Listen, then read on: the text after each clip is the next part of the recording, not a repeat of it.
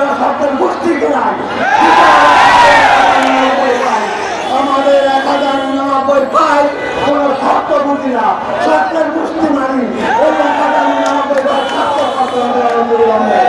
এবং এই 1099 ভাই স্বাক্ষর করে অনুদান নিধির 728 টাকা বাজেটের ভিতরে যতগুলো অনুদান নিধি বাজেটে নিযুক্তের আওতায় আসবে এই গণবিজ্ঞপ্তি অনতিবিলম্বে জারি করতে হবে, এছাড়া সাধারণ শিক্ষকরা নড়বে না।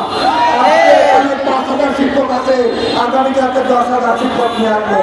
মরার ভয় দেখাবেন, আমরা মরার ভয় করি না, জীবনের ভয় করে গেছি।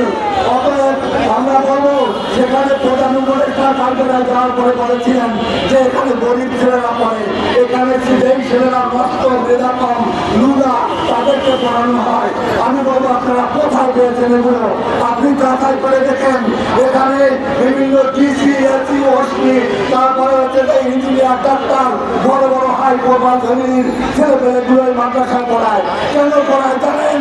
এই যে বিগত দিনে ইতিহাস পাইছে সেই ইংলিশ মিডিয়াম বড় বড় প্রাইভেট ইউনিভার্সিটিতে পড়িয়ে সেখান থেকে সেই ছেলেমেয়েগুলোর মা বাবাকে পরে পেন্ট করে দেয়, মা বাবাকে পরে সেই রাতে নিয়ে আসে, অনেক কষ্ট দেয়, তাদের ভিতরে বিবেক থাকে না।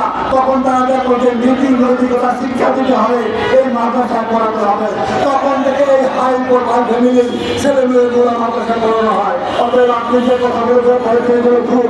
তো আমি যা বলবো যে আমাদের সেই যে 26,194 স্কুল যেভাবে বিনা শর্তে যেভাবে জাতীয়করণ করা হয়েছে, আমাদের 1099 কোনো শর্ত রকম মানি না, এগুলো আমাদেরকে বিনা শর্তে স্বাক্ষর করতে হবে এবং অনুদানবিহীন যত মাদ্রাসা রয়েছে সবগুলোকে জাতীয়করণের আওতায় নিয়ে আসতে হবে।